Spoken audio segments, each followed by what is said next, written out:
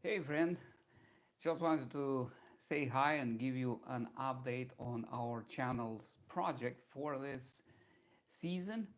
We just launched a first video in a series on Bible prophecy.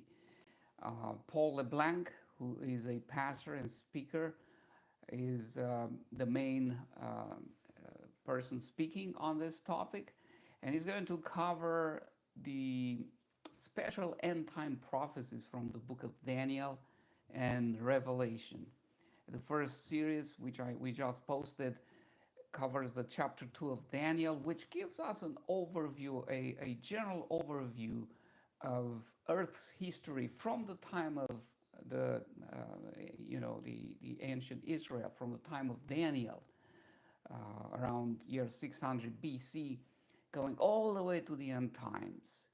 And what you'll see in Bible prophecy is an interesting phenomenon or principle in the sense that God, initially in those ancient times, gave his people a 30,000 view, as it were, of the end times and the events leading to the end times.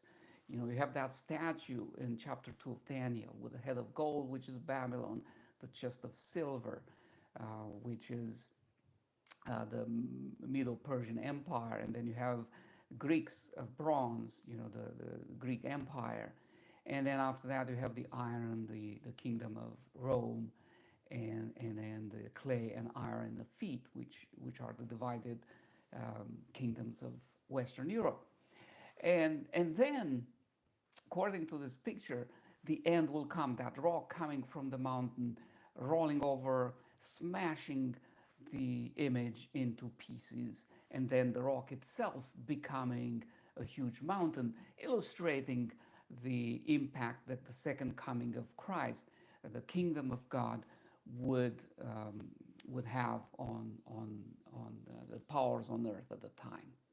Now, as we move forward into the later chapters in Daniel and then in Revelation, we will get to see this sequence repeated over and over again, but every time with new detail, with new meaning, with new perspectives. It's similar. I like the perspective that some people have given on this in the sense that it's similar to driving to a mountain. You go from a flat land and you have mountains in the distance that you can see as you drive toward them. And initially, you just see the contour of those mountains. You don't see if there's one mountain or more, how far distance between them. They all seem to be in the same plane. And as you drive closer and closer, all of a sudden you start to see that, oh, there is a hill here and another one behind it and another mountain and yet another behind it. And you are in the middle of them and you start to see the backside of that mountain and details on which one is taller and what type of relief is in between. It's the same thing with Bible prophecy. You start in Daniel chapter 2 with this distant view where you see the basic general contours of world history as it relates from the time of Daniel to the end of time. You have the Babylonian Empire, you have the Medo-Persians, you have the Greeks, and you have the Romans, and then the end comes in during the those divided kings that are represented by iron and clay in the feet. Now, as you advance in history, and as you advance in the book of Daniel, chapter 7, 8, 9, all the way to 12, and then in Revelation, what you see is you start to get more detail. You are getting closer into each of those successive kingdoms and the events that are part of that. And it becomes more and more clear. And certainly, in retrospect, from our perspective in the 21st century, as we look at all those kingdoms, we have the benefit of hindsight where we see, oh yeah, that's how that happened, and this is how that prophecy was fulfilled, and that's how the ram representing Alexander the Great, the goat rather representing the Alexander the Great, made its way and conquered the Middle Persians in feats that were unbelievable. Really, literally in a decade, the guy was able to conquer the known world or most of it at that time. Now, as we look forward, though, in our trip inside history, as we are the closest to the end times as anybody has ever been, we have this benefit of hindsight, like I said, where we see how prophecy was fulfilled. And there have been surprises along the way. Oftentimes people think, oh, Bible prophecy is going to be fulfilled this specific way, right? Russia's going to do this thing, and China is going to be the other, and US will react this way, and Israel and everybody else. And I've seen videos on YouTube recently with prophecy updates about the Euphrates River being dried up, right? And what does that represent?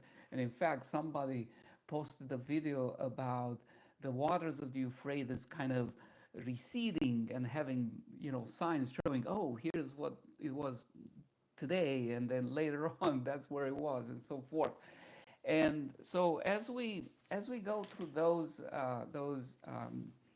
events of our lifetime as Christians, I think it's fair to ask ourselves: is this thing that we see in the Middle East today, or what Russia's doing in Ukraine, or what's China cooking, are these fulfillments of end time prophecy or not? And again, in this series that we just launched on our channel, if you go, take your time and watch those videos. Tonight it'll be a second one, probably we'll post that tomorrow. I'd like you to take time to watch those videos and understand how Bible prophecy unfolds and what are the dangers sometimes of looking at current day events and trying to fit everything that China does or Russia does and thinking, oh, that must be a fulfillment of that prophecy or this prophecy or the other. I think in Bible prophecy, it's essential for anybody who has any hope to really understand it, to number one, become very familiar with the Bible text, not just the prophecy itself, but the overall context of the whole Bible. And second, to stay anchored in what is the essence of the prophecy and what are, collateral detail things that may not be so essential or important. I want you to think of this thing, for example.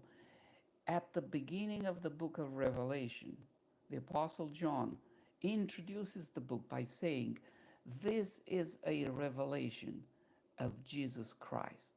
So, what does that tell us about Bible prophecy? It tells us, number one, that any understanding of Bible prophecy and efforts to do so have to have Jesus, to have Christ as its center. If Christ is not in the center of Bible prophecy and its understanding, we really missed the mark, according to John in the very beginning of the book of Revelation, right? And the second thing is, if we want to keep Jesus in the middle, we better read what Jesus said in the Gospels, in his ministry, and in the overall biblical text, all the way from Moses to end of the Bible in Revelation.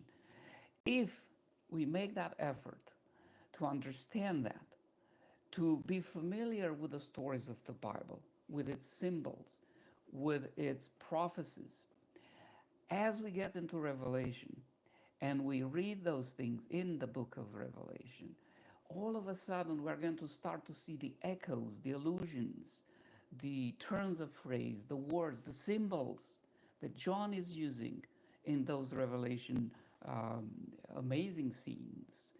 And the understanding, the proper understanding of those prophecies in Revelation will become so much easier, so much safer for us to embrace, rather than try to look at what the shoreline of the Euphrates River is today or tomorrow. There is something to be said more about that. And that is, it's very easy to get stuck to the very literal meaning of the words. But in prophecy, we have to remember that prophecy makes literally heavy use of symbolic language, all the way from Daniel. Daniel starts with a head of gold, but it's not just somebody's head. He tells the king, you are that head of gold. So the head of gold is the symbol of the kingdom of Babylon. And the same all the way through all the metals into the iron and clay in the 10 toes in the feet of the statue. They are symbols. We're not talking about literal gold and silver and bronze and iron and clay. In the same manner, when Revelation talks about the drying of the waters of the Euphrates River, we're not talking about the literal river of Euphrates, you know, where the waters are being receding and something is, happening in a literal sense there. The river Euphrates in the prophetic language is a very rich symbol. And we have to understand that if we have any hope of understanding what the drying of the waters of the Euphrates River is. Otherwise, we get lost in this nonsensical, primitive, I would call them. And I'm not using that as a term of condescending, deprecation of people who do that.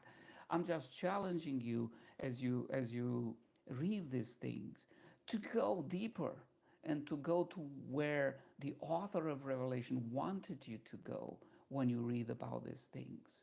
So, anyways, I hope this is incentive enough for you guys to watch the first video on the series Bible prophecy we posted just earlier today on Daniel 2, and to stick with us through the whole series. It'll be probably more than 10 videos in the series, and I'm confident that you will get a blessing from it. And feel free to post any questions, any suggestions that you may have on the topic. We like to engage, and we'd love to see you participate in this series. God bless.